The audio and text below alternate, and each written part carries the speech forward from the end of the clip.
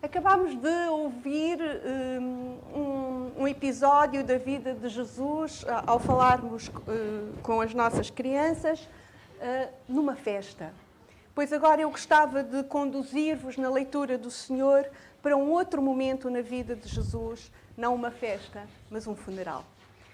Ontem assinalou-se, ontem assinalou-se em Portugal e no mundo católico aquilo que é designado pelo Dia de Todos os Santos, que foi transformado em Halloween e é o Dia dos Mortos, mas não é por isso que eu vos quero convidar a meditarmos neste episódio em que duas multidões se confrontam e 4 encontros se dão.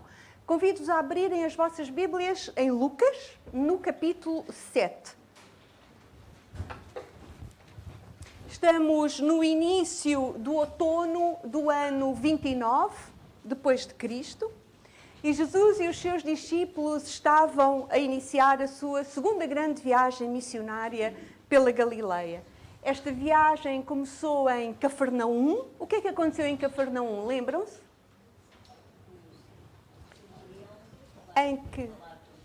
Em que Jesus cura o servo de um centurião, de um romano, portanto, e depois disso, vamos ver o que é que aconteceu. Vamos ler. Versículo 11, estamos todos lá? Todos lá? Alguém ainda precisa de encontrar? Então vamos ler. Em dia subsequente, dirigia-se Jesus a uma cidade chamada Naim, e iam com ele os seus discípulos e numerosa multidão. Como se aproximasse da porta da cidade, eis que saía o enterro do filho único de uma viúva. E grande multidão da cidade ia com ela. Vendo-a, o Senhor se compadeceu dela e lhe disse: não chores. Chegando-se, tocou o esquife e, parando os que o conduziam, disse: jovem, eu te mando, levanta-te. Sentou-se o que estivera morto e passou a falar. E Jesus o restituiu à sua mãe. Todos ficaram possuídos de temor e glorificavam a Deus, dizendo: grande profeta se levantou entre nós e Deus visitou o seu povo. Esta notícia a respeito dele divulgou-se por toda a Judeia e por toda a circunvizinhança.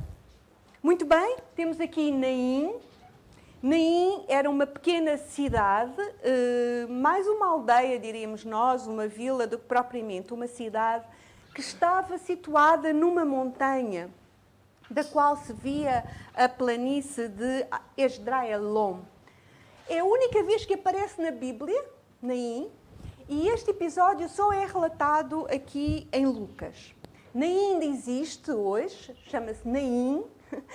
Fica um pouco a sul da Nazaré e é um ponto turístico.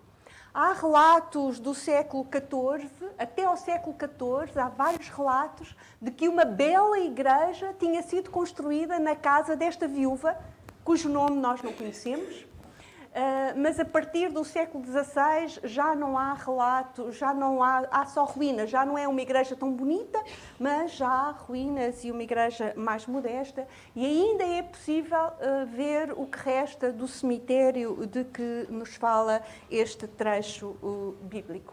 Esta cidade ficava então no alto de uma encosta inclinada, tinham acesso por uma estrada estreita, uma estrada rochosa, e era um percurso difícil, havia partes do percurso que era feito até em degraus. E temos um cemitério que era fora da cidade, como em todas as cidades de Israel. E o que é que nós encontramos logo aqui no texto?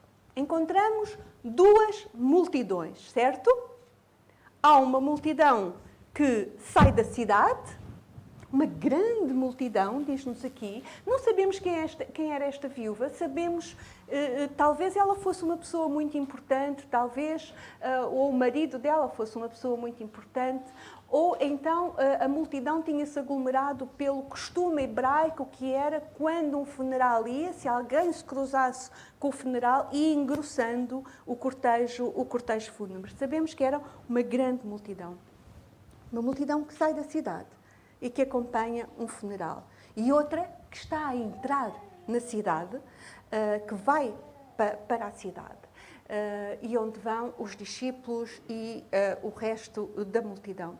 Estas duas multidões são muito diferentes. Têm algumas coisas em comum, mas são muito diferentes e representam dois estados espirituais. O que é que elas têm em comum? Podíamos ver desde já. O que é que elas têm em comum? A encosta. Estão as duas multidões na mesma encosta. Uns sobem, outros descem. Mas estão as duas multidões na mesma encosta. As duas multidões seguem alguém. Uma segue Jesus, outra segue uma mulher que chora o seu filho, que chora a morte do seu filho, não é? As duas multidões vão para algum lugar. Umas vão para uma cidade, outras vão para um cemitério. As duas multidões são ativas, caminham, não estão paradas. Isto era o que nós podíamos ver em comum. E depois temos duas diferenças muito grandes, não é? Dois grupos muito distintos. Um dos grupos é o grupo dos desesperançados, dos tristes. O outro grupo é o grupo alegre e esperançoso, não é?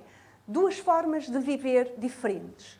Uma multidão vive com Deus, segue Jesus. A outra multidão vive sem Deus, vai a caminho da morte, no encontro com a morte, ou teve um encontro com a morte. Vamos olhar para a multidão que sobe a montanha. Quem é que vai à frente? Jesus vai à frente desta multidão. São pessoas que deixaram as suas casas, voluntariamente, para seguirem a Jesus. Dentro desta multidão, nós podemos ver dois grupos. Reparem que a Bíblia fala em dois grupos. Um eram, diz lá, os seus discípulos, e o outro era o resto da multidão. Os seus discípulos seguiam permanentemente o Mestre. A multidão seguia para ver os seus milagres, para ouvir as suas palavras, e não era sempre a mesma, variava. Às vezes a multidão fazia mais barulho do que seguia. Às vezes a multidão queria apenas as bênçãos de Deus e não o doador das bênçãos, ou seja, de Jesus. Onde é que nós estamos? Partindo do princípio que estamos nesta multidão que sobe, somos nós discípulos? Ou somos nós apenas multidão à espera dos milagres e das bênçãos de Jesus? Estamos nós ali para ouvir as palavras de vida de Jesus? Ou apenas para ver os benefícios que Jesus nos pode dar? Seja como for, esta multidão era uma multidão alegre. Ellen White escreve no Desejado de Todas as Nações que era um cortejo alegre e expectante que o seguia pelo trilho pedregoso rumo à porta da cidade montanhosa, na página 261. Eles não sabiam bem para onde iam quando começaram a caminhar com Jesus, mas nem sabiam quando regressavam. Eles não levavam alimentos, mas também não estavam preocupados. Estavam apenas focados em seguir ao seu Mestre, em ouvir as suas palavras que podiam transformar a sua vida. Eles queriam estar com Jesus. Era uma multidão que seguia o Senhor, que realiza os sonhos. Em sentido contrário, ia uma multidão que ia sepultar os sonhos de uma mulher. É uma multidão com uma mãe chorosa à cabeça. Aquela mulher tinha perdido o marido e agora perdia o seu único filho. Ora, as mulheres já não tinham muitas oportunidades no tempo de Jesus. Por isso, ser mulher já não era, à partida, uma coisa muito boa. Ser mulher sem filhos era terrível. Ser mulher com um filho era melhor. Agora, ser viúva e perder o único filho que tinha abria a porta para um futuro muito difícil, muito inquietante. E é natural que esta mulher chorasse a morte do seu filho e chorasse a sua própria dor, a sua própria incerteza face à forma como ela ia sobreviver, já que deixava de ter o único filho que a poderia sustentar. Era um cortejo sem esperança. era um cortejo para sepultar todos os sonhos daquela mulher. Ellen White diz que era um cortejo tristíssimo. Diz, com pessoas vagarosas e tristes, dirige-se ao local do enterro, num esquife aberto, por isso o caixão não estava fechado, era mais uma espécie de maca. Jaz o morto, envolto aos pranteadores, enchendo o ar de lamentosos prantos. Era uma multidão de dor. Era uma multidão de lágrimas. Não há sorrisos, não há alegria. O sentimento que havia ali era um sentimento de perda, de falta de perspectiva de vida, de falta de futuro, quase. Ali estava ela a sepultar todos os seus sonhos. Sentimento profundo de abandono. Talvez algum de nós hoje se sinta assim, a sepultar os seus sonhos. Talvez algum de nós, depois de muitos problemas, se sinta machucado pela vida. Talvez algum de nós se sinta a seguir uma multidão que caminha todos os dias em direção ao cemitério dos sonhos. Talvez algum de nós se possa sentir, inclusive, a dirigir uma multidão nesse sentido, numa estrada escarpada, numa estrada difícil. Nesta estrada, as duas multidões em sentido oposto, elas encontram-se. E elas são lideradas por duas pessoas que têm alguma coisa em comum. Os dois são sofredores. Tanto Jesus como a mulher são sofredores. Num lado vemos um filho que morreu. Do outro lado vemos um filho que vai morrer. De um lado vemos uma mãe em sofrimento pela perda do filho. Do outro lado vemos também um filho cujo pai está em sofrimento por ele ter perdido todos os seus filhos e ele ter que dar o seu filho para o poder salvar. A diferença é que a mãe não sabe que está a um passo de alguém que pode resolver o seu problema e que tem poder sobre a morte. Como nós. Muitas vezes não nos apercebemos que estamos pertinho de alguém que nos pode socorrer nesse momento. Primeiro encontro é o das duas multidões. A que vai triste a caminho do cemitério e a que vai alegre a subir para a cidade. Uma sobe, a outra desce. Onde é que nós estamos? De que multidão fazemos parte? Ninguém em nenhuma daquelas multidões ia por obrigação. Talvez só as carpideiras e os pranteadores que eram pagos para ir a chorar no funeral. Mas mesmo assim não iam por obrigação, iam por interesse. Vamos nós a caminho do cemitério eterno, tristes porque nos espera a morte e nada mais? Ainda a semana passada, ao vermos a campanha evangelística, o Paradigmas, quando Ezequiel fazia perguntas às pessoas sobre o que é que acontecia depois da morte, a maior parte das pessoas dizia: vamos para um buraco, vamos para debaixo da terra, acabou tudo, não há qualquer esperança. É isso? É aí que nós estamos? Ou a caminho da cidade celestial, alegres, porque apesar do caminho ser rochoso, ter degraus de pedra, ser agreste, nós subimos para ir ter com o Pai e subimos acompanhados, guiados por Jesus. Onde é que nós estamos? Estas duas multidões encontram-se. E há uma multidão que exerce um efeito sobre a outra multidão.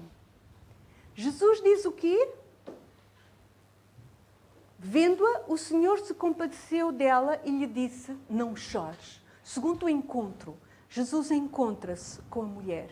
Jesus encontra-se com a mulher e, em vez de ficar quieto e calado, como era hábito e costume, que era quando se encontrava um funeral, juntavam-se ao cortejo, não. Jesus dirige-se à mulher. E dirige-se à mulher e diz-lhe: não chores. Jesus é muito surpreendente, não é? Então ele está num funeral, onde é suposto as pessoas chorarem, onde é normal que as pessoas chorem, onde é desejável que as pessoas chorem para libertar o seu luto. E Jesus diz-lhe: não chores. O que é que quer dizer este não chores de Jesus?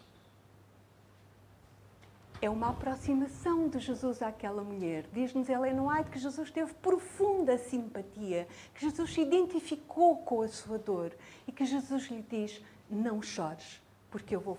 Jesus disse, não chores, porque sabia que Jesus lhe ia fazer um milagre. Mas as suas primeiras palavras são de simpatia e são de consolo. E a seguir o que faz Jesus? Toca na maca, toca no esquife. Ora bem, era proibido tocar na maca ou no esquife, porque Jesus tocando ficaria impuro. E Jesus viola a tradição, Jesus esquece a lei cerimonial e toca no esquife. Não toca no esquife para ressuscitar o menino. Toca no esquife para fazer parte daquela dor. Porque se aproxima. Porque Deus é um Deus que nos toca. É um Deus que nos... E Ele vai tocar 2 vezes nesta história. Reparem, as multidões observam. Os que seguiam Jesus já conheciam o seu poder. Já tinham visto a curar o servo do centurião, como há pouco tínhamos referido. Mas será que Jesus era capaz de ressuscitar um morto? Há séculos, desde Eliseu, que não se via tamanho milagre. Esta é a primeira vez que Jesus ressuscita alguém. Os olhos estão todos fixos no que Jesus vai fazer. E Jesus diz o quê? O que é que diz lá? Jovem, eu te mando, levanta-te. Aqui vemos novamente o poder criador de Deus, recriador de Deus, diria eu, através da sua palavra. Jesus diz-lhe, jovem, eu te mando, levanta-te. E o que é que aconteceu? O jovem levantou-se. E depois? E começou a falar. 2 sinais de vida, não é? Levanta-se e começou a falar. Não sabemos o que é que ele disse.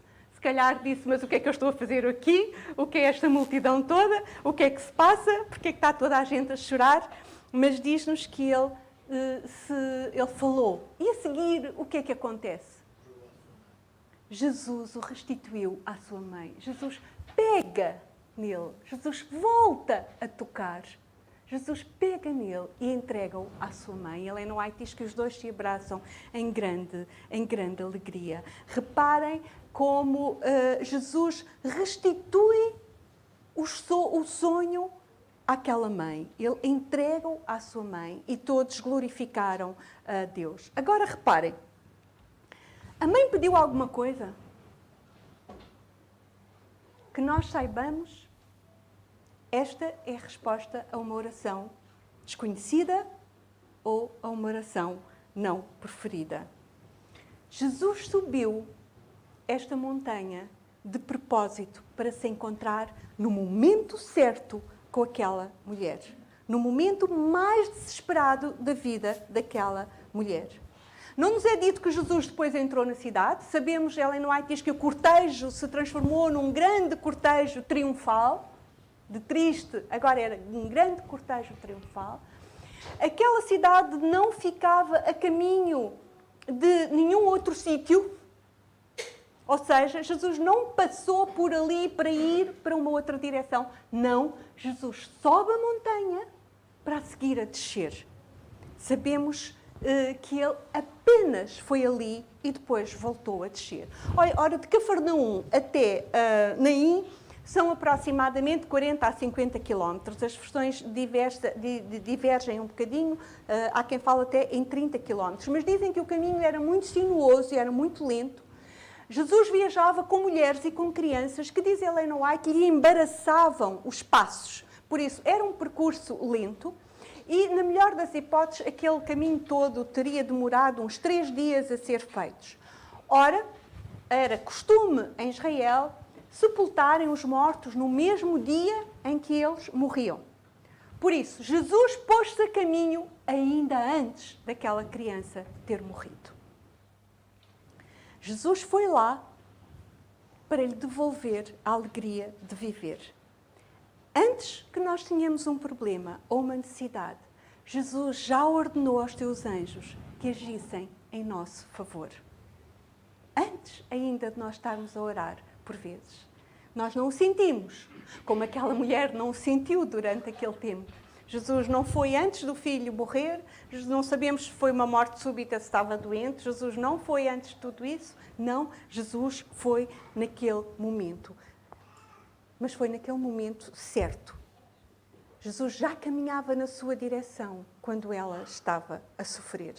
Deus escolhe o tempo certo para agir. Jesus não iniciou a sua viagem nem tarde nem cedo. Jesus não entrou na cidade antes do cortejo, depois do cortejo sair. Nem antes do cortejo sair. Podia ter ido por outra rua e já não se cruzavam. Jesus chegou na altura certa. Da mesma maneira, o Deus Todo-Poderoso, Criador dos céus e da terra, demonstra o seu amor por nós e sobe a montanha para ir ao nosso encontro, onde quer que nós estejamos. Porque Ele nos ama, porque Ele nos amou primeiro, porque nós somos o alvo do seu amor. Da mesma forma que Jesus teve compaixão da viúva, Ele olha para cada um de nós com compaixão e misericórdia. Ele conhece a nossa dor, Ele conhece os nossos sonhos, Ele conhece o nosso sofrimento, Ele conhece a nossa direção e sabe se nós estamos a ir sepultar os nossos sonhos. E Deus quer restaurar a nossa vida. Quando a multidão que caminha para a morte encontra Jesus, transforma-se num cortejo alegre, triunfal. Quando nós nos encontramos com Jesus, a nossa vida fica alegre, como no casamento de Canaã. Esta semana ouvi, porque ultimamente ouço mais do que leio por vezes a palavra de Deus, ouvi um versículo muito interessante que ontem depois fui ver, que está em Jeremias 31, no capítulo 28, que eu gostava de ler convosco. Eu nunca me tinha cruzado com ele, mesmo quando fiz o ano bíblico. São tantos que nós, por vezes, não nos apercebemos deles. 31, 28, Jeremias, diz assim. Jeremias 31, verso 28. Assim como cuidei deles para arrancar, para derribar, para subverter, para destruir e para afligir, assim também cuidarei deles para edificar e plantar. Eu sou o Senhor que fala. Às vezes, quando as coisas começam a correr mal na nossa vida, nós achamos que Deus nos abandonou. Jeremias diz-nos que o Senhor está connosco em todo o tempo. No tempo dos problemas e no tempo das graças.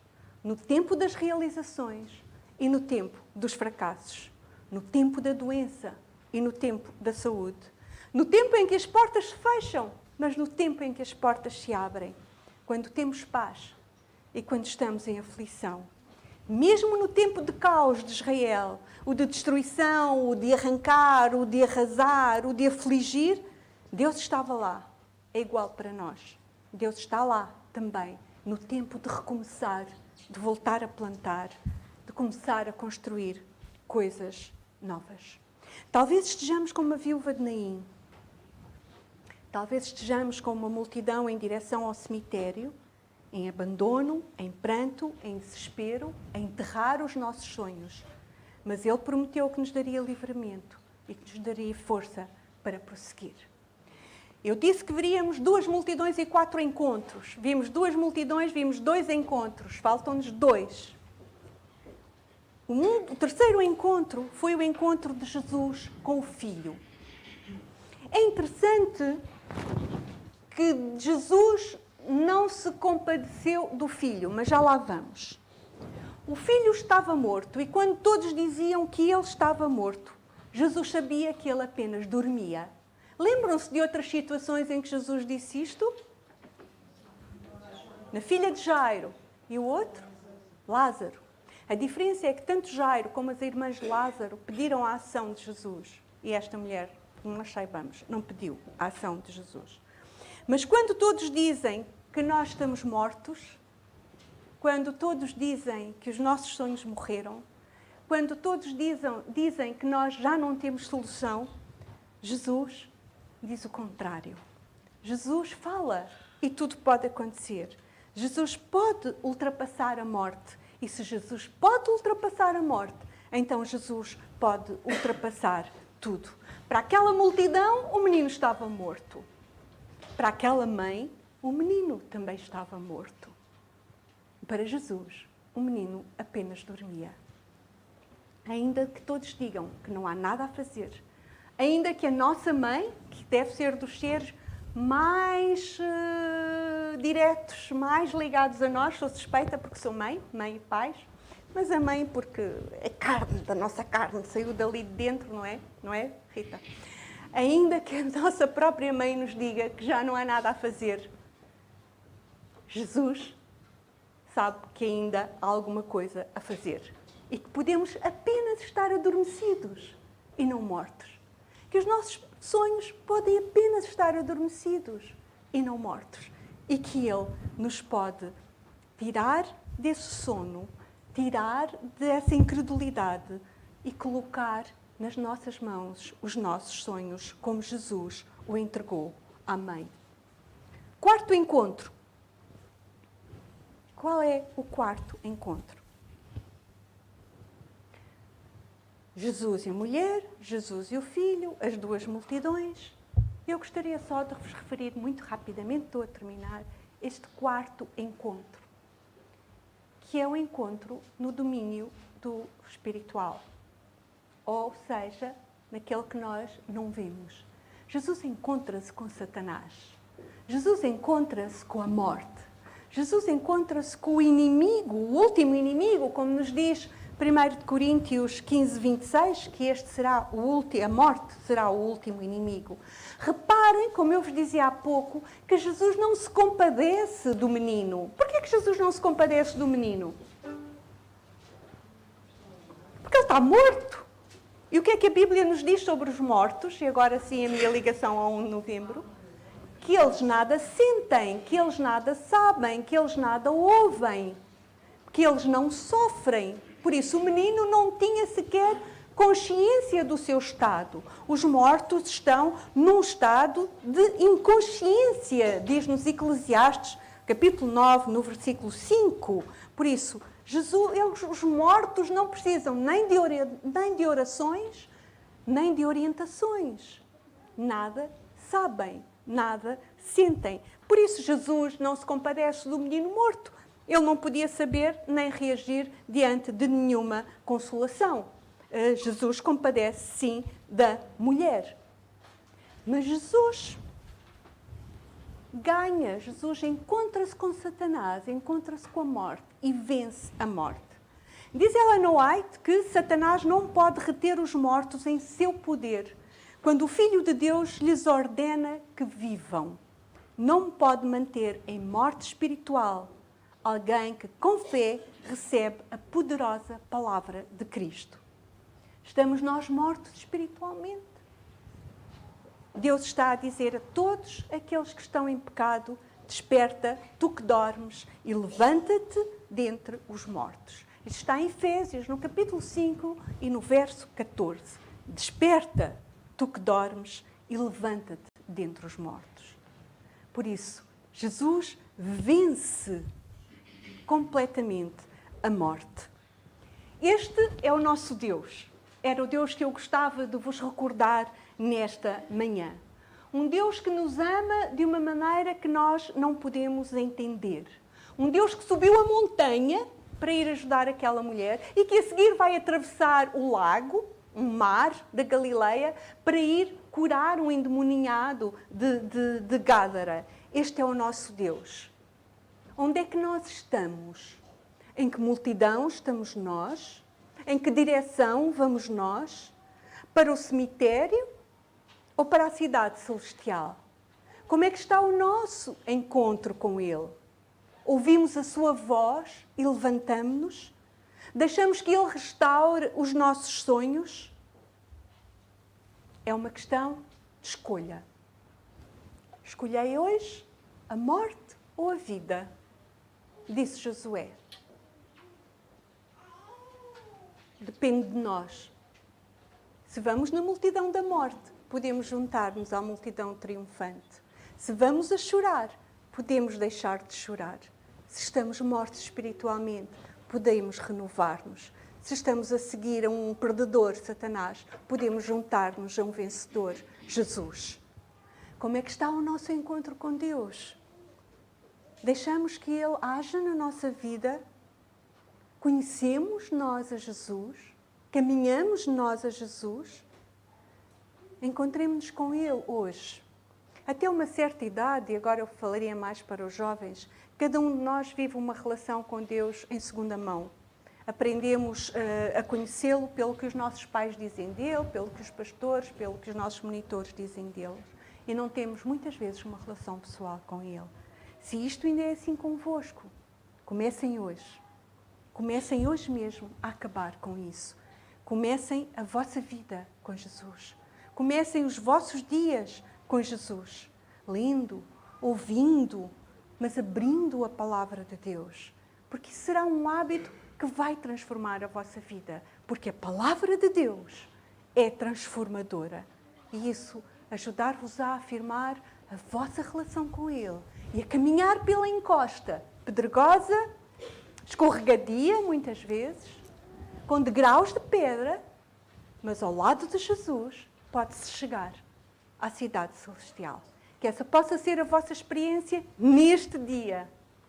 E que hoje mesmo nós possamos decidir encontrar-nos com o nosso Deus que nos restaura. São os meus votos para todos vós e para mim nesta manhã.